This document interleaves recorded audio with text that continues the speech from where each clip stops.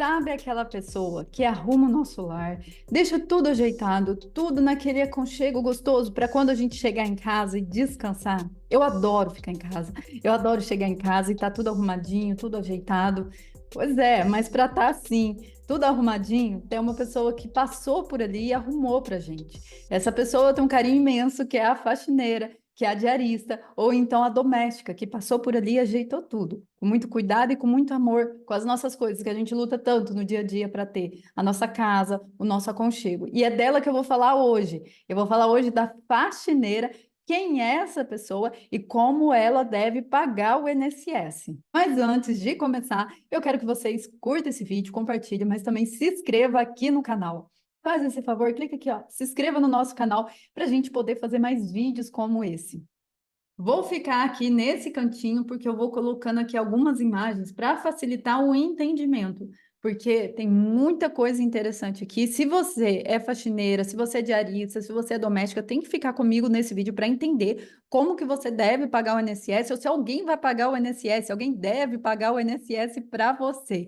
Fique comigo, mas também, se você contrata uma faxineira, se você contrata uma diarista ou uma empregada doméstica, você precisa entender como deve ser feito esse pagamento. Se você tem essa obrigação ou não. Se a obrigação é dela, como ela deve pagar o INSS. É disso que a gente vai falar nesse vídeo. A primeira coisa é entender que são figuras diferentes, são seguradas diferentes do INSS. Quando eu falo faxineira, diarista e doméstica, muda. E eu vejo que na prática todo mundo fala sempre doméstica. A grande maioria das vezes, como que você trabalha? Eu trabalho como doméstica. Aí eu falo, mas deixa eu entender, é doméstica mesmo ou é faxineira? Ou é uma diarista? Existe uma diferença entre elas e eu vou explicar tudo certinho. Vou mudar aqui o nosso quadro. Coloquei o quadro aqui e veja que eu separei a empregada doméstica da faxineira e da diarista. Para entender a diferença, porque isso vai ser assim fundamental para identificar como que será feito esse pagamento junto ao INSS. Veja que eu coloquei a doméstica num quadro laranjado e a faxineira diarista num quadro azul. Porque a faxineira diarista, perante o INSS, como vai pagar, vai ser do mesmo jeito, vai ser igualzinho. A diferença entre elas é quanto à atividade que ela exerce, e eu vou explicar que vocês vão entender. Mas a empregada doméstica muda tudo quanto à faxineira e à diarista. A empregada doméstica é aquela pessoa que possui isso daqui registrado, olha. Carteira de trabalho, que nós chamamos também de CTPS, que é a Carteira de Trabalho e Previdência Social. Então, a empregada doméstica, ela possui um vínculo de emprego. Eu não vou entrar nos requisitos de um vínculo de emprego, porque é tema aí para minhas colegas advogadas que trabalham na área trabalhista. E ela trabalha 3 dias ou mais na semana em uma mesma casa. Então, ela exerce ali 3, 4, 5, 6 dias trabalhando na mesma casa, certo? E, além disso, ela recebe as verbas trabalhistas. Então, ela vai receber férias, ela vai receber 13º, ela vai ter o seu depósito de FGTS. Então, essa é a figura que nós chamamos de empregada doméstica, que tem a sua carteira de trabalho registrada lá com o seu empregador. E, diferente da empregada doméstica, nós temos a faxineira e diarista, que são aquelas que não possuem a sua carteira de trabalho registrada. Então, esquece a carteira de trabalho, não tem o registro na carteira de trabalho, elas são autônomas. E, além disso, elas não vão receber as verbas trabalhistas, porque elas são autônomas e elas trabalham aí no máximo 2 dias na semana na mesma casa. Então, se ela exerce 3 dias, a partir de 3 dias, a mesma atividade ali naquela casa, ela já é empregada doméstica. Agora, se ela exerce a atividade dela em até 2 dias, faxineira e diarista. Ela não possui esse vínculo de emprego como a empregada doméstica. Então, aqui nós já conseguimos diferenciar quem é empregada doméstica e quem é faxineira e diarista. Identificou aí que agora nós vamos passar para a próxima fase, que é entender quem vai pagar as verbas previdenciárias de cada um. Então, segura aí que agora vem a parte de entrar no direito previdenciário. Quem vai pagar, qual o valor que vai pagar de cada uma, da empregada doméstica e da faxineira e diarista. E vamos começar pela doméstica, empregada doméstica. Quem é que paga o INSS? Nesse caso, quem vai pagar vai ser o empregador, vai ser o patrão dela que vai fazer esse repasse. Ele que tem a obrigação de pagar. Qual vai ser o valor? Vai depender do seu salário, da sua remuneração.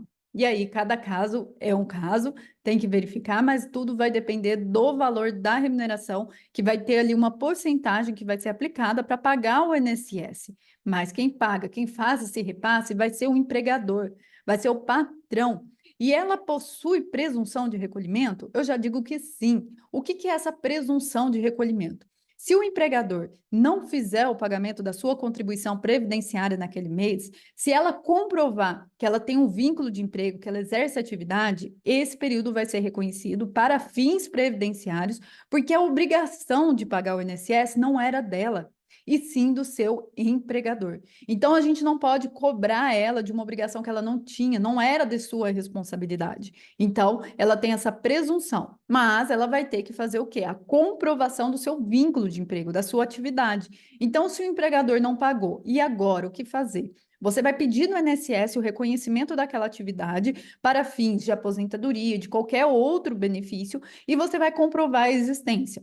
A rainha das provas é isso daqui. A carteira de trabalho é a rainha das provas. É claro que a sua carteira de trabalho não pode estar com rasuras, não pode estar também com data errada, porque às vezes a gente pega aqui algumas carteiras que foi expedida, por exemplo, em 1990, mas o vínculo é de 1970 e finalizou em 1980.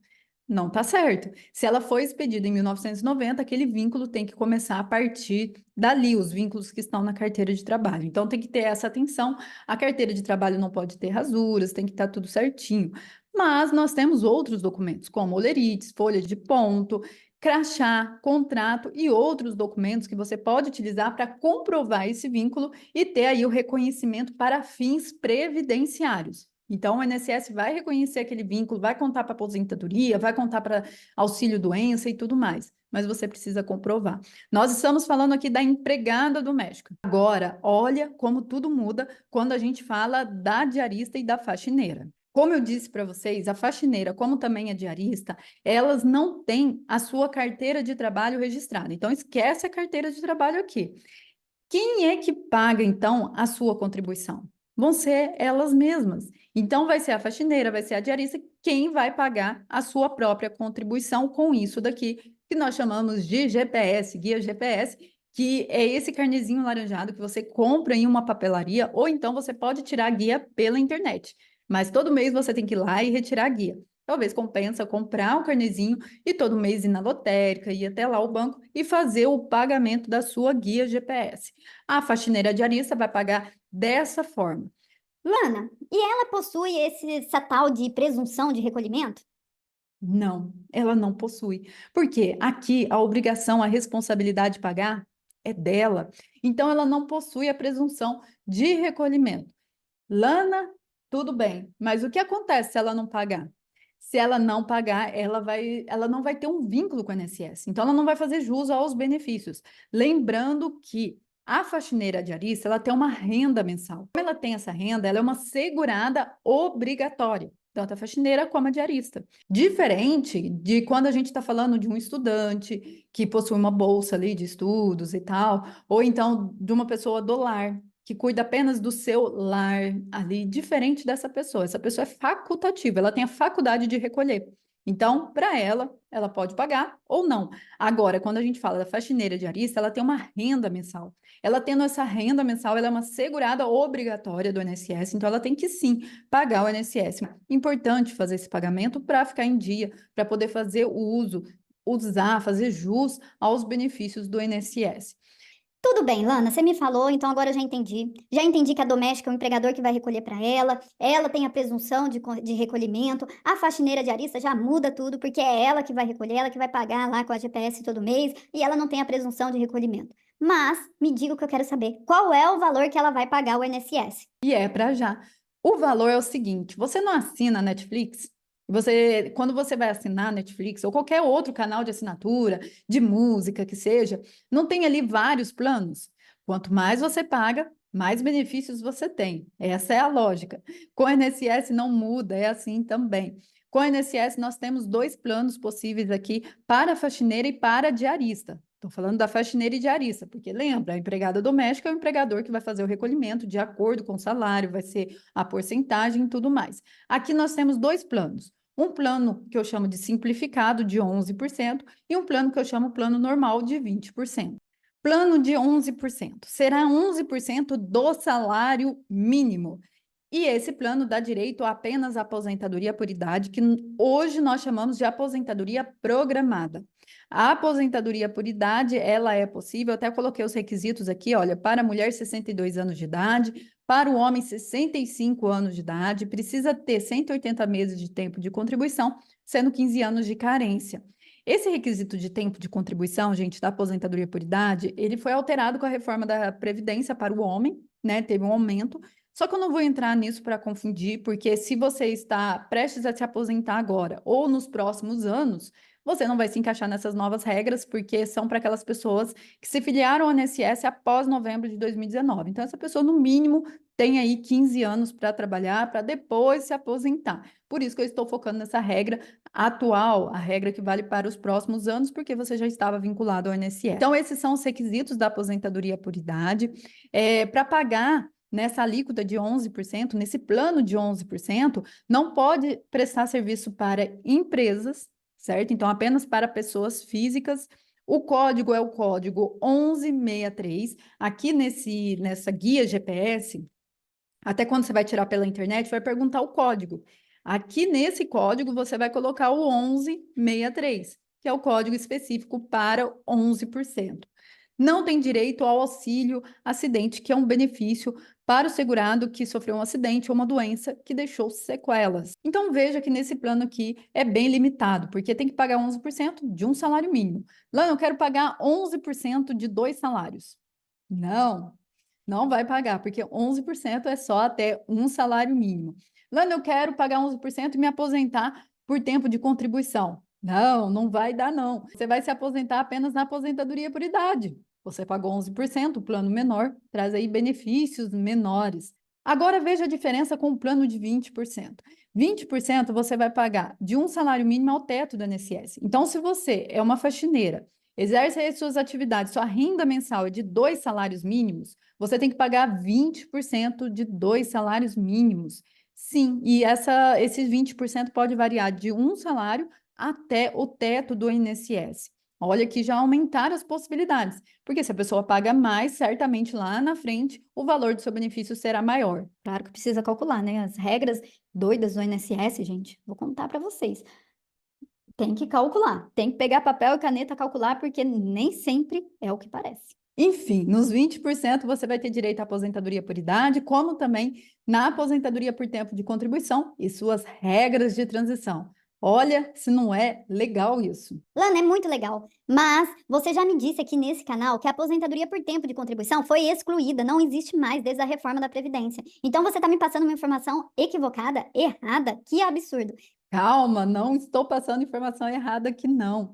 Nós realmente não temos mais a aposentadoria por tempo de contribuição, ela foi extinta com a reforma da Previdência, só que nós temos as regras do direito adquirido, como também as regras de transição, que vieram com essa mudança, com essa reforma da Previdência. Então, por alguns anos ainda a gente vai sim aplicar as regras da aposentadoria por tempo de contribuição, seja no direito adquirido ou nessas novas regras de transição, que são aí no mínimo 4 que a gente traz, que tem vários requisitos e tudo mais. Eu não vou falar desses requisitos, porque senão o vídeo vai ficar muito extenso, mas eu vou deixar, claro, aqui na descrição links com vídeo da aposentadoria por tempo de contribuição no direito adquirido ou nas regras de transição. Vou deixar aqui na descrição, você clica, assiste e veja se você está preenchendo esses requisitos. É importante verificar, porque talvez você está prestes a se aposentar por tempo de contribuição em uma das regras de transição, e você vai lá e vai pagar em 11%. Aí vai dar o quê? Ruim, não vai ser legal. O que você vai ter que fazer depois, talvez uma complementação, porque é possível complementar de 11% para 20%, só que a depender do valor do tempo, vai ser um valor aí que você vai ter que pagar o INSS, porque vai ter vários meses, imagina, vai juntar tudo isso. Então, por isso que é importante verificar o seu tempo, sim. Assista esses vídeos que eu vou deixar aqui na descrição para vocês. O código para quem paga em 20% é o 1007, e não tem direito ao auxílio acidente também, certo? Então agora vamos recapitular tudo que nós conversamos até agora. Primeiro é você identificar quem você é. Você é faxineira? Você é empregada doméstica? É identificar quem você está contratando aí na sua residência, para identificar depois qual o valor que você vai pagar ou que ela vai pagar. Se a gente está falando da empregada doméstica, essa daqui, ó, que tem a carteira de trabalho registrada, quem paga o INSS é o empregador, é o seu patrão que vai pagar. Essa daqui, então, se você contrata aí uma empregada doméstica, que é aquela que trabalha mais de 3 dias na mesma residência, que tem as suas verbas ali sendo recolhida, saiba disso, você precisa recolher o INSS dela, viu? Você que tem essa obrigação de repasse. Aqui está. Agora, se a gente está falando da faxineira ou então da diarista, essa daqui, ó, que faz o recolhimento, é ela mesma, é a própria faxineira que vai lá na lotérica, que vai fazer o seu recolhimento na guia GPS, seja esse carnezinho laranjado ou então aquele que a gente imprime aqui pela internet. Ela vai fazer impressão e vai levar lá para pagar. Ela que tem essa obrigação de fazer esse pagamento mensalmente. E como que ela vai pagar? E aí depende. Ela pode pagar no plano de 11%, que ela vai ter aí menos benefícios. Então, ela vai ter direito à aposentadoria por idade apenas, ela vai pagar menos, ela vai pagar no código 1163, ela vai pagar em cima de um salário mínimo. Agora, se for de 20%, ela tem mais benefícios, porque ela paga mais. E ela pode pagar de 1 ao teto do INSS, de um salário mínimo ao teto do INSS. Ela vai ter direito às regras de transição da aposentadoria por tempo de contribuição, a aposentadoria por idade, e o código dela é o 1007. Olha, essas são as diferenças. É assim que você precisa identificar e fazer o pagamento de acordo com a sua realidade. Eu espero que vocês tenham gostado e, é claro, vou pedir mais uma vez, já se inscreva aqui no nosso canal. Eu espero vocês no próximo vídeo.